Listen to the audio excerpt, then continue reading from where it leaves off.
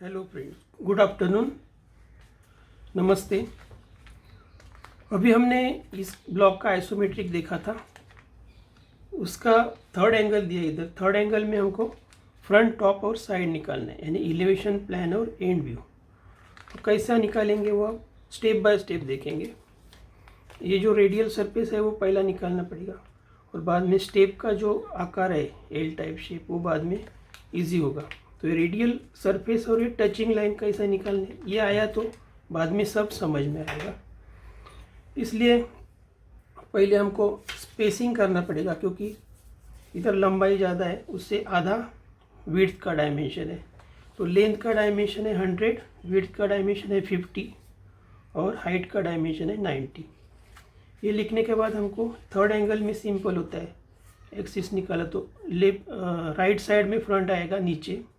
Front का dimension है 100/90, तो लेंथ का जितना है उतना ही ऊपर जाएगा 100 टॉप के लिए।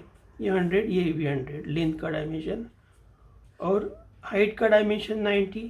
फ्रंट में जो है उसका सेम डायमेंशन लेफ्ट में आएगा, हाइट का 90, और 90 हो गया और 100 हो गया, तो बचा 50। तो 50 विड्थ का डायमेंशन है, इधर 50 लिखेंगे विड्थ का डायमेंशन, और ये प्रोजेक्शन निकालने के बाद इसका विड्थ का साइड में भी 50 दिखेगा।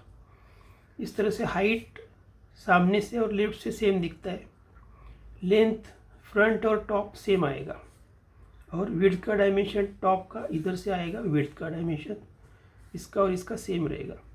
और बीच में हमको 30, ऊपर 15, नीचे 15 एक्सिस के या रेफरेंस लाइन के छोड़ेंगे तो टोटल होगा 30, बीच में छोड़ेंगे तो 50, 30 और 90, टोटल हो गया 170। 100, 50 और बीच में 30, यानी टोटल 180। इधर से इधर तक 180 और इधर से इधर तक 170। ये हमने पहले पूरा स्क्वायर रेक्टेंगल निकाल लिया, ऊपर से नीचे तक 170 और इधर से लेफ्ट से राइट तक 180। ये पूरा रेक्टेंगल निकालने के बाद हमको अंदर का सब इजी होगा काम, यानी स्पेसिंग पहले निकालना पड़ता है। इसलिए ये बाहर का जो रेक्टेंगल वो हम पहले पूरा करेंगे, हाइट का माप और ये लेंथ का टोटल कितना है वो देखेंगे। वो हमने जो कैलकुलेट किया अभी उस हिसाब से हमको ये रेक्टेंगल मिला। फेंट वर्क करने का अभी देखिए 100 और हाइट का डायमेंशन है 90, तो इधर से 100 लिया, इधर तक आया, और हाइट का डायमेंशन है 90, तो इधर आया। तो ये फ्रंट का सरफेस कितना लगता है फ्रंट निकालने के लिए वो हमको समझ में आया। सेम ऊपर गया लेंथ का डायमेंशन, ऊपर का हमको रेक्टेंगल मिलेगा। विड्थ का डायमेंशन है 50, तो इधर से 50 लेने के बाद हमको ऊपर का रेक्टेंगल मिला। और ये लेफ्ट साइड में निकालते समय देखिए इधर से 15 निकालेंगे तो ये रेफरेंस लाइन आएगी या एक्सिस, इधर से 15 निकालेंगे तो ये रेफरेंस लाइन वर्टिकल आया। दोनों जिधर मिलेगा उधर से ये 45 अपने आप आ जाता है उसका डायमेंशन, यानी एंगल कितना है वो प्रोट्रैक्टर से मापेंगे तो भी सेम आएगा, 45 डिग्री आएगा। अभी देखेंगे ये साइड का रेक्टेंगल इधर से आया तो ये 50 और वर्टिकल डायमेंशन है 90, तो ये रेक्टेंगल लेफ्ट का पूरा हुआ। ये फेंट वर्क है, सब फेंट रखने का। अभी ये मेन है रेडियस, ये जो रेडियस है वो मेन, वो कैसा निकालेंगे, लेफ्ट साइड में वो रेडियल सरफेस, ये रेडियल सरफेस निकाल देंगे, उसका सेंटर निकालना पड़ेगा। और ये बाद में ये टचिंग लाइन किधर टच होता है वो हमको मालूम नहीं, इसलिए वो फेंट रखना पड़ेगा। इसलिए अभी ये समझो सेंटर लिया, सेंटर कितना लिया, क्योंकि रेडियस का डायमेंशन है 25, तो 25 कंपास में ले सकते हैं। समझो इधर से 25 लिया, तो 25 लेने के बाद इधर स्क्वायर तैयार कर सकते हैं, इधर से कट किया, इधर से कट किया, तो ये सिंपल प्रोसीजर है। इधर से वापस ये पूरा स्क्वायर तैयार करेंगे तो ये स्क्वायर तैयार किया, इधर से इधर, इधर से इधर, 25/25 स्क्वायर तैयार करने का सेंटर मिला। तो इधर से हमको कॉर्नर से लेना पड़ेगा, इधर से लेना पड़ेगा, और वापस उधर कट करने के बाद हमको ये सेंटर पॉइंट मिलेगा। अब ये सेंटर लाइन मिला हमको, चेन लाइन, वो जो सेंटर है उधर से हमको रेडियस निकालना पड़ेगा। ये सेंटर लेके रेडियस निकालेंगे। अभी सेम डायमेंशन तो 25 है, तो ये सेंटर लेके रेडियस निकाल सकते हैं। ये सेंटर लेके रेडियस निकालने का, लेकिन वो किधर तक आता है वो मालूम नहीं, इसलिए ये फेंट रखने का आगे, ये फेंट रखा आगे। और बाद में ये वर्टिकल लाइन डार्क है, हॉरिजॉन्टल लाइन पूरा डार्क है, और इसका हाइट का डायमेंशन है 40, तो ये 40 डायमेंशन भी डार्क है इधर तक। और ये पूरा रेक्टेंगल नीचे का जो है वो डार्क होगा, क्योंकि ये सरफेस दिखता है पूरा रेड सरफेस। हाइट है इसका 40 और 100 लेंथ टोटल। अभी ये टचिंग लाइन निकालने का, ये मेन चीज़ है। इधर टच होता है, ये समझो सरफेस आगे बढ़ा है, रेडियस फेंट इसलिए निकाला क्योंकि हमको मालूम नहीं। अभी टचिंग इस पॉइंट से हमको शुरू करेंगे और टचिंग लाइन निकालेंगे। तो ये टचिंग लाइन मेन है। इधर सेंटर को नहीं ज्वाइन करने का, ये सेंटर ज्वाइन नहीं करने का, थोड़ा आगे जाएगा और इधर एक ही पॉइंट रहेगा, इधर जिधर टच होता है वो टचिंग पॉइंट। इधर से हमको रेडियस ऐसा मिलेगा, और ये पूरा आउटलाइन करने के बाद ये फ्रंट का सरफेस मिला, यानी सामने का। ये बाकी फेंट रहेगा अपना, ये रब करना पड़ेगा क्योंकि पूरा प्लेन सरफेस है। सिर्फ सेंटर लाइन रखने का, फेंट यानी मीडियम लाइन। अभी ऊपर देखते समय टॉप में ये ब्लू अपना येलो कलर का मिलेगा, और ये सरफेस जो है वो टेंजेंशियल सरफेस, और ये पूरा प्लेन सरफेस मिलेगा, इसलिए रेक्टेंगल ही आएगा।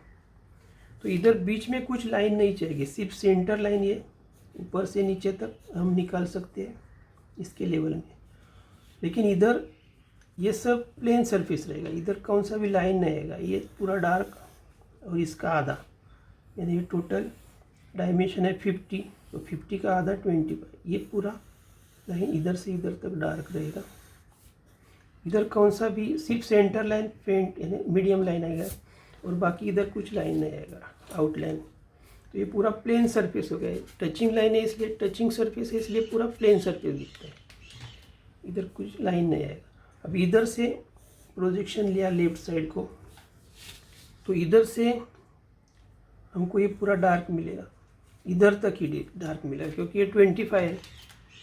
इधर से 25 इधर तक मिला, और बाद में वर्टिकल लाइन, और इसके लेवल में ये एल टाइप शेप मिलेगा। ये डार्क लाइन वर्टिकल, ये भी आउटलाइन हो गया। इस तरह से ये जो कॉर्नर नहीं चाहिए वो रब कर सकते हैं, यानी ये पूरा रब करने के बाद एल टाइप शेप कैसा मिलता है वो हमको समझ में आया। सिर्फ सेंटर लाइन लेने के बाद ये सेंटर लाइन मिला हमको, लेफ्ट साइड का सेंटर लाइन। इधर भी कुछ डार्क लाइन नहीं आएगा क्योंकि ये पूरा प्लेन सरफेस मिलता है, ये भी प्लेन सरफेस, इसलिए हमको ये सीखने को मिलेगा। ये टचिंग लाइन है, इसलिए इधर कॉर्नर तैयार होता तो इधर लाइन आता, ये हमको सीखने को मिलेगा अभी। और कैसा स्टेप बाय स्टेप निकालने का वो भी हमने समझा। और ऊपर से कैसा दिखता है, सामने से कैसा दिखता है, और लेफ्ट साइड से कैसा दिखता है वो हमको इस ड्राइंग में समझ में आया। अभी देखेंगे वापस फ्रंट में ऐसा दिखता है, यानी रेड सरफेस इस लाइन के पीछे ये जाएगी। ये रेडियल सरफेस टचिंग किधर है वो समझ में आया, ये सरफेस और ये सरफेस। ऊपर से देखते समय ये ब्लू तक सेंटर लाइन है, सेंटर लाइन से आगे थोड़ा बढ़ा है, और ये टचिंग लाइन टचिंग सरफेस निकाला, तो ये ऊपर का ये रेक्टेंगल मिला और नीचे का ये येलो कलर का।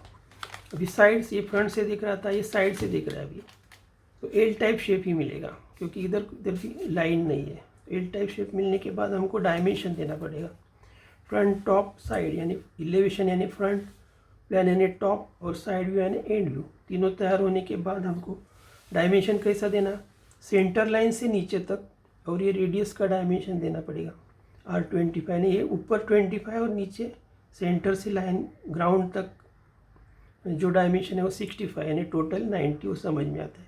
तो अलग 90 देना नहीं पड़ेगा। अब ये 40 है, टोटल 90, तो ऊपर का 50 है वो समझ में आता है। लेंथ का डायमेंशन इधर है तो सेम डायमेंशन इधर है, तो वापस नहीं, repetition dimension is not allowed. ये 50 विड्थ का डायमेंशन है 25 है, तो ये 25 बचा, वो डायमेंशन हमको समझ में आता है।